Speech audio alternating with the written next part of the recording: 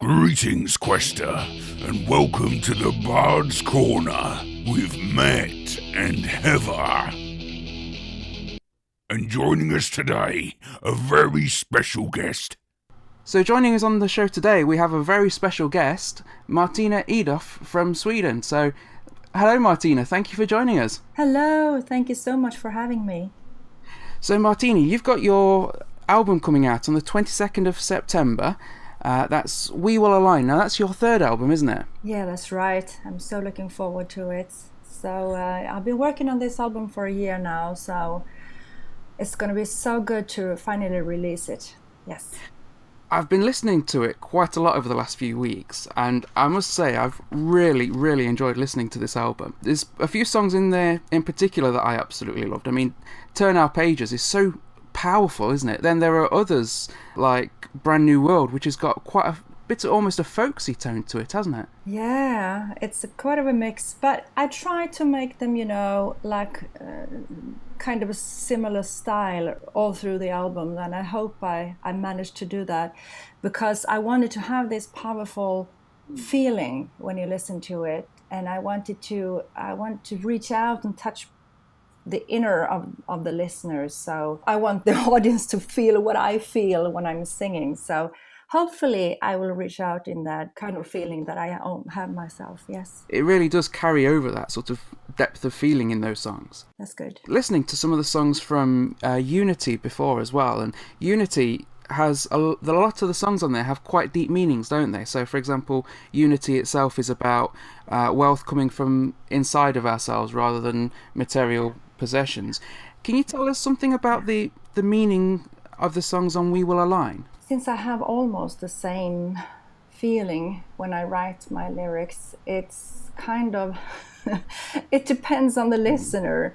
What they feel is the most important thing. What is the most obvious thing that they are feeling at the moment, and if it matches what I'm saying to their lives.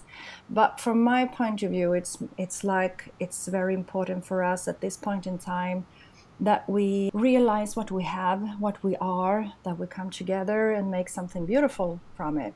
So, and sometimes the song can mean something else to someone else. It could mean that, oh, I'm in a relationship and I don't feel very good, or I am at a place I don't like to be at the moment and I want to do something else, and I want to, find something that makes me feel better. And, it's always up to the listener to decide what the message is, I think. Yeah. Are there any of the songs on We Will Align that you feel are of particular importance or personal importance to you?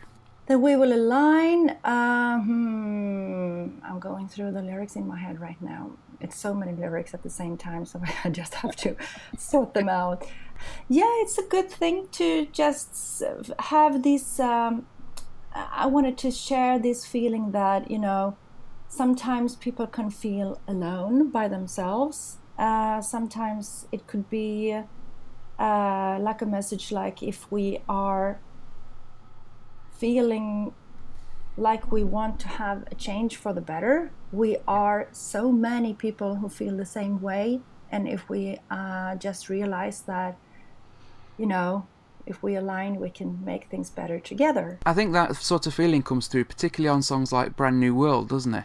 Yeah, the Brand New World is also some kind of but I wanted to point in a Brand New World that the strongest force ever is actually, like I sing in this song, in the Brand New World, is love. And I don't speak about the love between, the loved ones. I mean, the whole, it's kind of deep this, but, love is universal. And if you know the force of love, you can move mountains. So it's like and you feel, and I wanted to show it too in the kind of style of the music. It's kind of symphonic feeling over it. So as I like that kind of music too very much, symphonic music, I wanted to share this feeling of grand, big, universal, worldwide, feeling of in a bigger scale.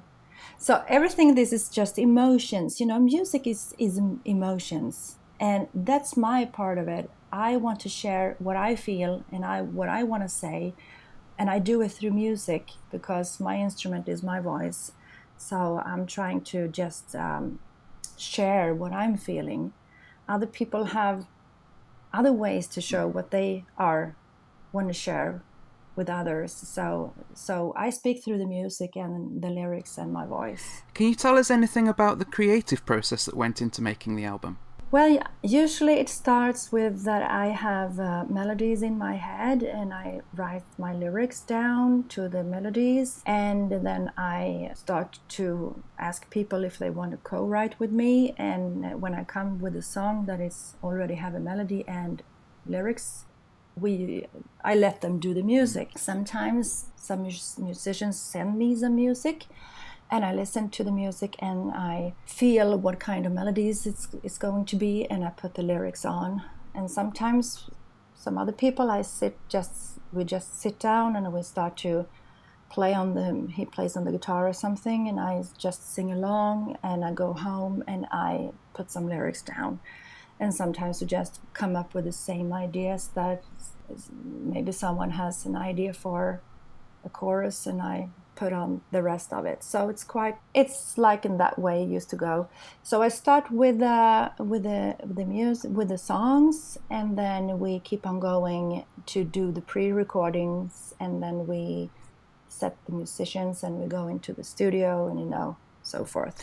And you had some very talented co-writers working with you on this album as well, didn't you? Yes. Billy Sheehan from Mr. Big, for example. That is so exciting. I have been listening to Mr. Big for so many years.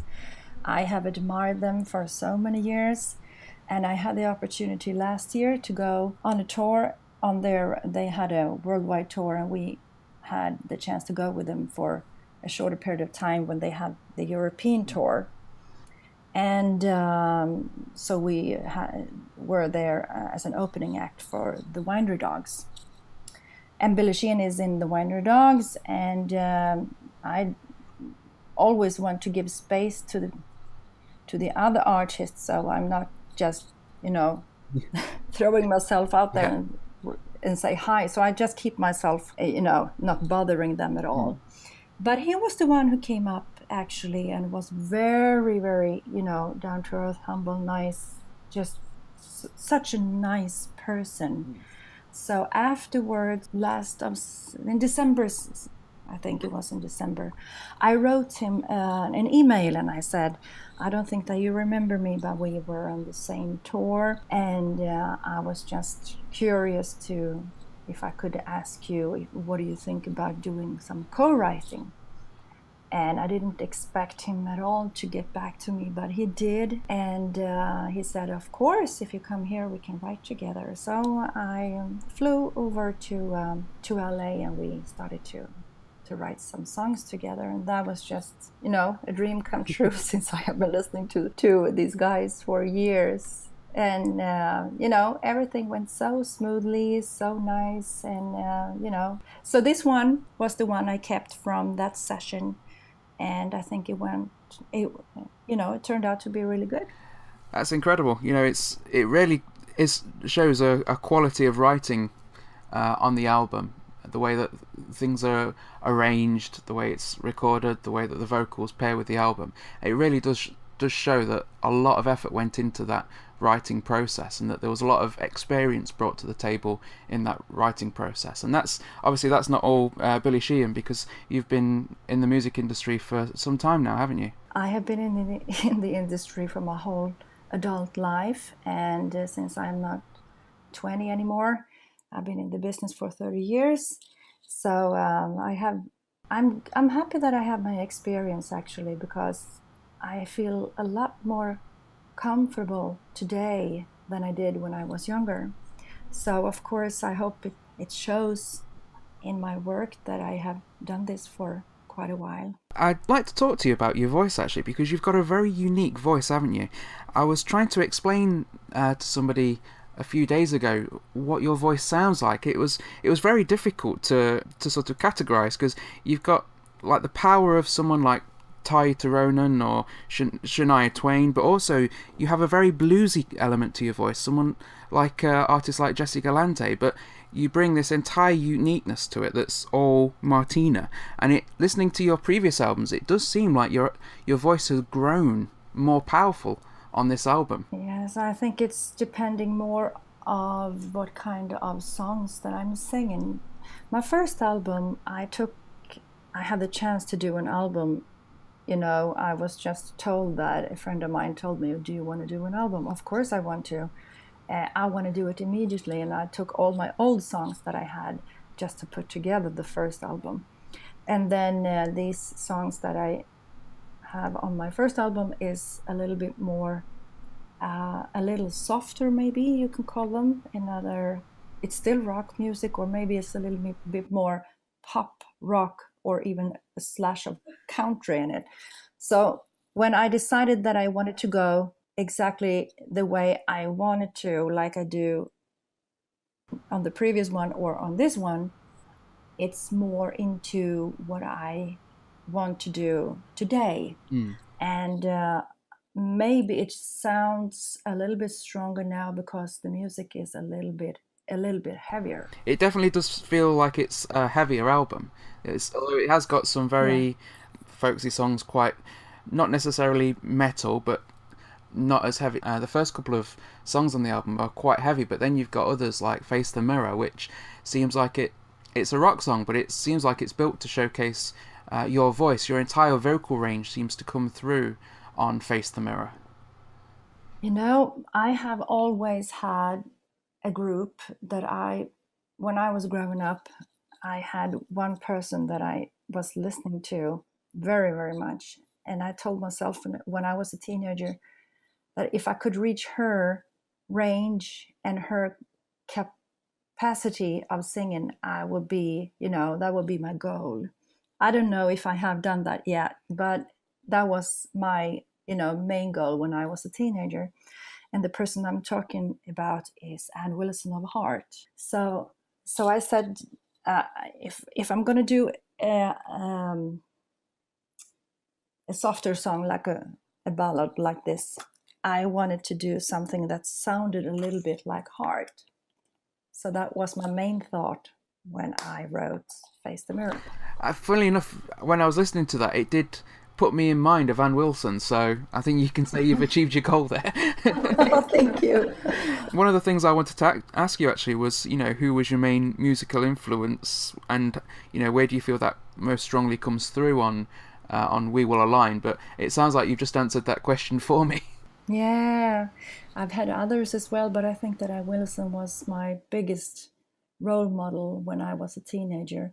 But since I have always listened to singers and who has extraordinary voices, I can name a few others: Freddie Mercury, David Coverdale, even Celine Dion, and all these kind of voices that have this amazingly range. Other as well who has this feeling in the way that they are singing. I really admire people who can play around with their voices. When I was listening to the album last week, and my wife was here with me, and she listened, and she thought you sounded at times like Cher. Yeah, I know. I've heard that so many times. One of the things I wanted to ask you is, as well as being a singer, you're also a life coach, aren't you? Yes, I am. Does that feed in any way into your new album? I think it's a part of me. I have always been that kind of person who people like to reach out to in moments of their life when they need someone to talk to. I have been that kind of person my whole life. I decided to take this education and become a life coach. Since I got this education, I got it on paper, but I have had this kind of skill. It goes within everything you do. And even if I write some lyrics for my music, I think it shows a little bit inside there as well, because it's kind of a part of me. I like to share things with people that I think is important. And if I get a chance to get somebody to feel better, I feel a lot better to myself if I can just give something to somebody else who will gain from it. That's the kind of feeling that I get from being a life coach and sometimes writing lyrics. So I think it sometimes goes hand in hand in a way. I was going to say, do you think, because life coaching is also about helping people to reach their goals, isn't it? Do you think music can give people that same sort of empowerment? Yeah, sometimes people are seeking comfort when they are listening to music.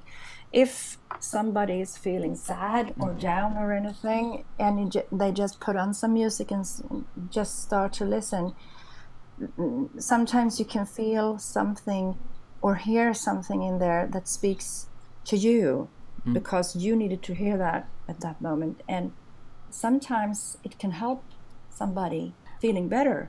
And I actually was receiving a letter from a girl who was very, very sad. This is many years ago. And she had listened to a song that I had put out long before these albums. And she said, actually, you helped me through my kind of disaster that I went through in my life, because I recognized the words so much that I took it into my heart and I really listened to it. So thank you. And just those words made everything, every effort and everything. I had that, like, if she had something out of it, I'm happy. Yeah.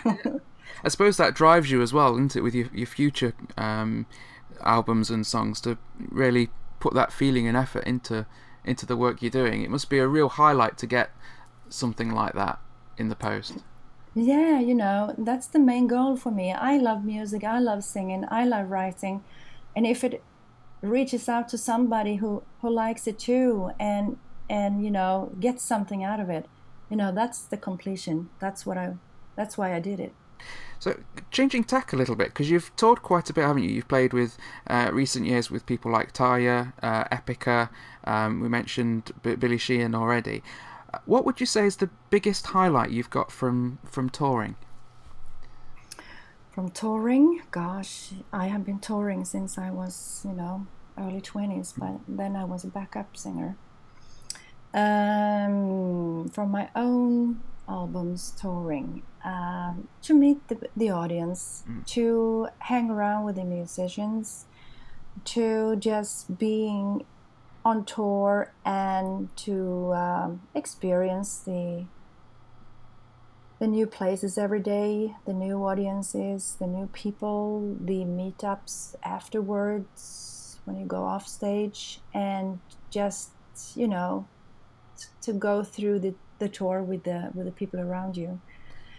Even if it's hard, if something happens, if it's problems along the way, you forget it, because afterwards you just remember all the good memories. So it's quite a journey to go on tour.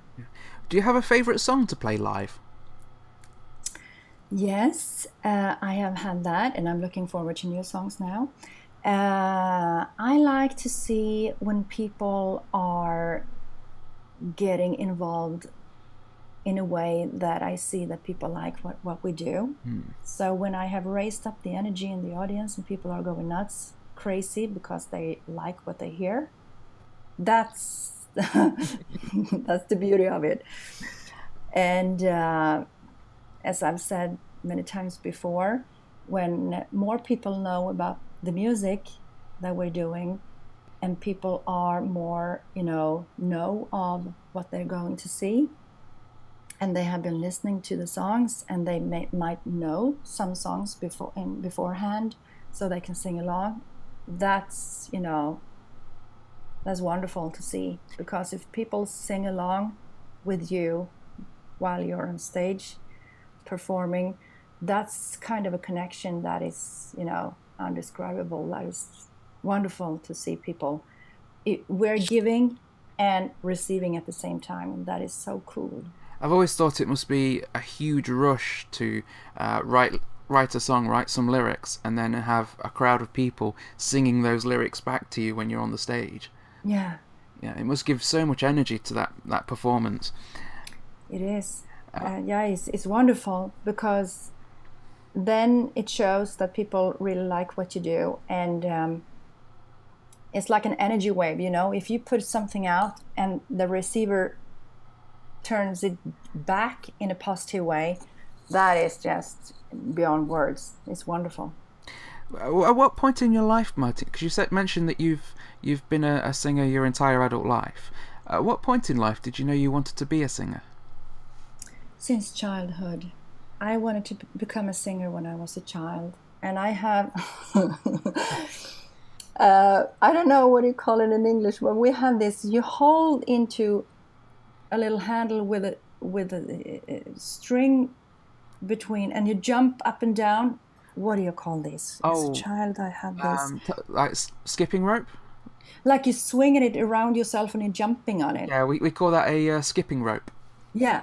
And the handle, one of the handles, I used as a microphone. So I knew from an early stage that I wanted to become a singer. So did you take your little skipping rope and do little shows for your family, or? Yeah, for everybody. And I took everyone that came home to me, and I said, let's play ABBA.